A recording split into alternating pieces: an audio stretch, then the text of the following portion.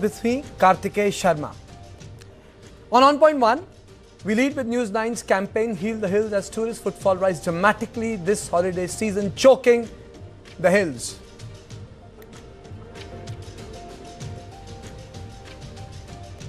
On 1.2, we bring you the details of the whopping 79,000 crore defense procurement approved by the DAC.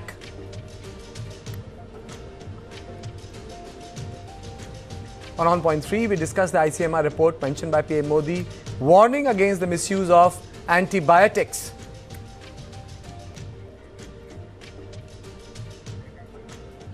Now let's take a quick look at the headlines. Outrage grows over murder of Tripura student in Dehradun. Anjal Chakma's father demands justice.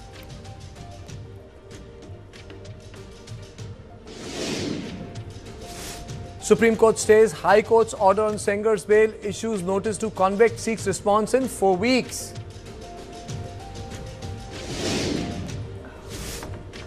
Supreme Court stays its own November 20th order. Aravali's puts 100-meter revised definition on hold. Lalit Modi apologizes to Indian government after backlash over video with Vijay Mallya mocking Indian authorities.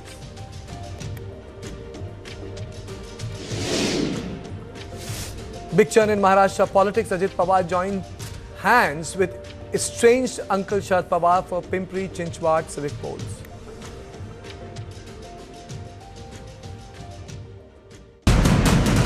This isn't a trail of peace. This is pressure overload. A hill built for 1,000, forced to carry lakhs. Careless travel, choking hills. If we don't change now, there won't be much left to enjoy. News9 presents Heal the Hills, continuous coverage.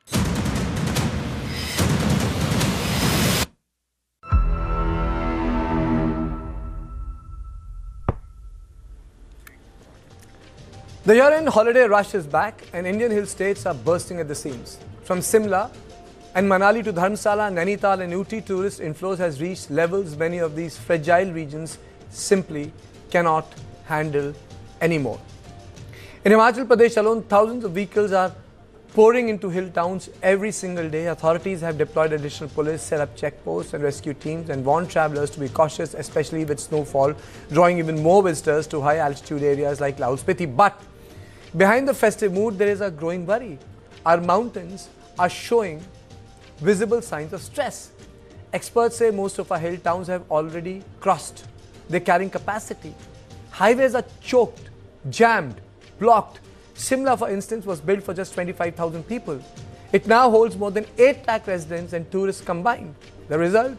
Water shortages, garbage piling up, aging infrastructure, heavy traffic and rising landslide risk. It's a story repeating across the hills. Manali's forests are shrinking. The Base River is polluted. Joshi Mutt is sinking. Kedarnath has already seen disaster.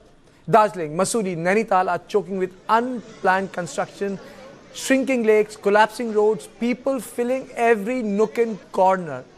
It can look like any bazaar from New Delhi. It doesn't look like a hill station. Temple towns and pilgrimage circuits face an added dilemma.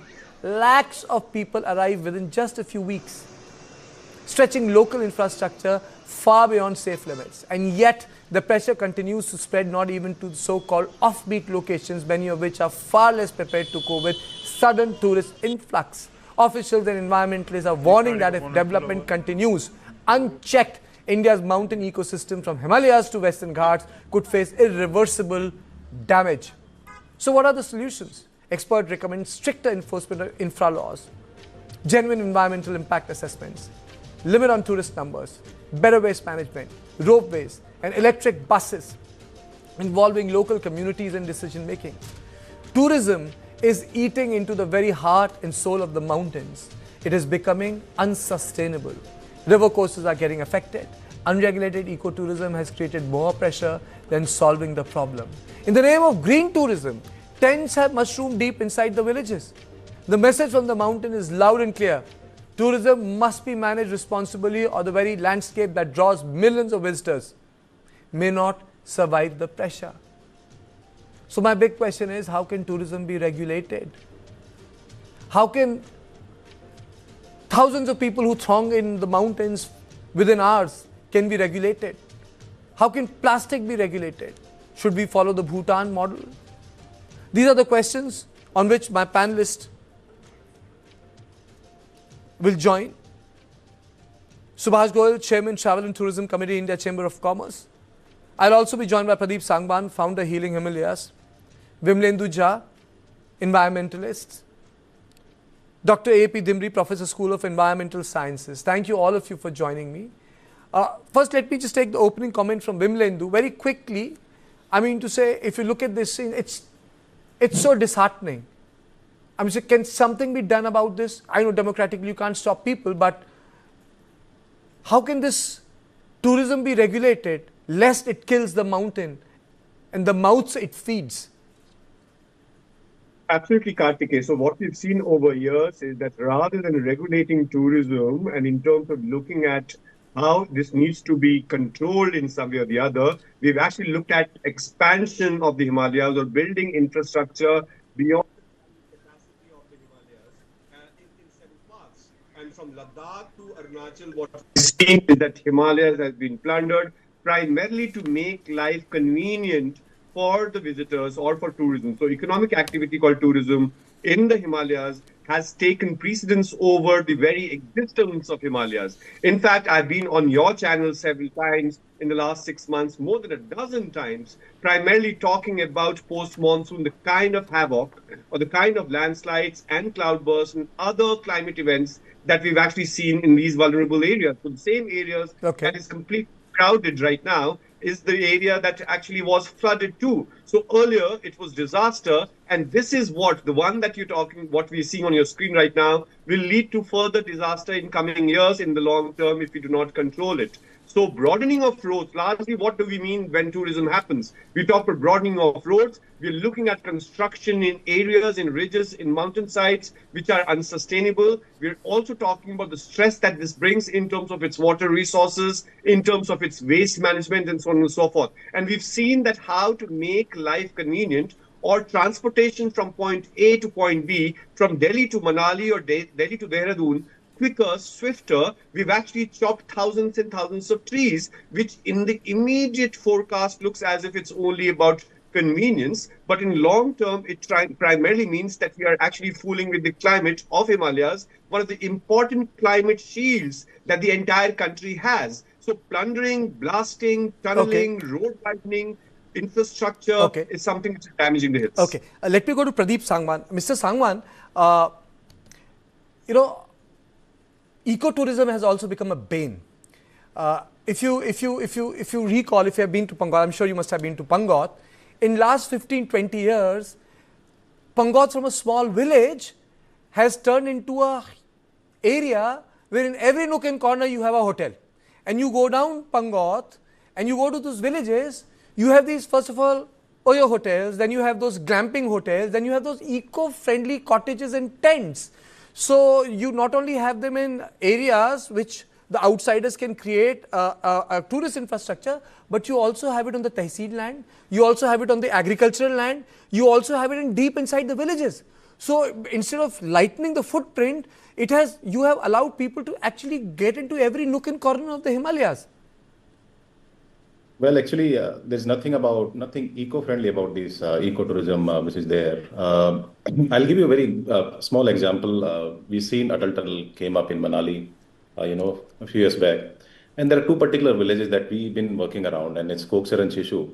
And every day on the peak season, roughly around 12,000 vehicles enters into that particular village, and there's only 150 households. How do they cater that kind of a tourism influx? The agriculture community converting into ecotourism or tourism community, shifting so many things from small scale village to a large scale hotel industry without any waste management, without any consideration of carrying capacity, without any consideration that the garbage which is being generated there, its reverse supply chain is very difficult. So there is nothing eco-friendly about these eco-tourism policies. At least it's on the white paper, but nothing on the ground. So it's very sad that we think very later when everything is kind of disturbed. Post-COVID, we have seen that how tourism had decentralized and reached up to villages, which has never seen that kind of a footprint. But we need to plan or design policies specific to these holiday destinations, which is not there yet. Policies which are around tourism cannot be equal to each and every destination. That is for sure, and we have seen that. Another example that I'll give you is that we recently built a facility at Kedarnath Top, which is the highest, motorable and non-motorable material recovery facility to collect waste, which we call material. It is the highest of our country, and why it took so many years to build that facility. The facility has not seen a simple machinery called baling machine, which can compress and reduce the transportation cost. Why can't we control waste at the foothill? Where are those policies? If there are policies, what is the implementation around it? There are so many track routes, not even a single track route in all the 13 Himalayan states, which can say that we have, tourism centers or, education centers at the foothill. There are biodiversity parks in our country. Not even a single biodiversity park can say that we control waste at the entry point. Okay. Only the policies around national parks, and there's only one forest guard sitting outside. So how can we, sort of control all these possible issues? There are policies out there, but there is hardly any implementation. So that is the sad part of ecotourism. And now Sir, in name of ecotourism, what has happened in Jim Corbett is completely. I mean to say, you can have a life altering experience there if you enter the area. Let me go across to Dr. A.P. Dimri, Professor from the School of Environmental Studies, JNU. Thank you so much, sir, for joining me. Thank you, Professor Dimri, for joining me. Your opening comments, sir. We are debating these issues times and again. And let me add, you have only limited to Shimla, Mussoorie and XYZ.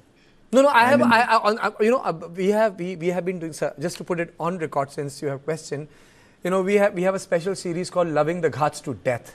We have done series on the Western Ghats.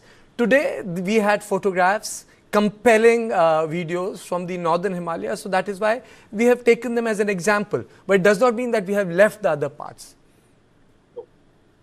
Similar scene is seen in Ooty, Munnar, Lonavala is just 60 kilometers from my house. Let me tell you, wise people who want to celebrate New Year, they are restricting to their hometowns, right? And I will only tell what is not known. Okay. 1,000 meter to 2,000 meter elevation in the southern rim of the Himalaya, which is the Indian Himalayan range, is warming tremendously. Because I am a researcher, that's why I'm adding it.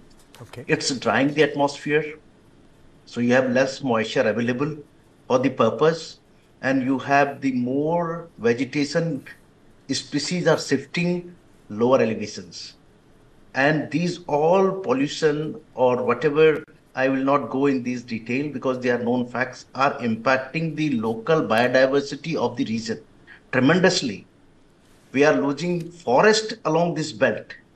There is an increase of cloudburst, disaster, landslide, Josimat sinking we know, rainy Chamoli 2021 event we know. There are multiple events which has come. Let me come to two important points where government's role is also needed and individual citizens' civic role is also needed. Let me tell you this very factually thing that individuals are not having the civic sense in this kind of situations. They are deadlocks. They don't understand, as my previous speaker is, they throw away the materials, waste in these higher elevations, which is very difficult to clean. Let me tell you, I do research on snow and avalanche and all those things. Ladakh, if you go late to the 14,000 feet elevation of Somurari village, Karjok, you will not get the accommodation. It is so flooded. There are thousands of cars lying in a 14,000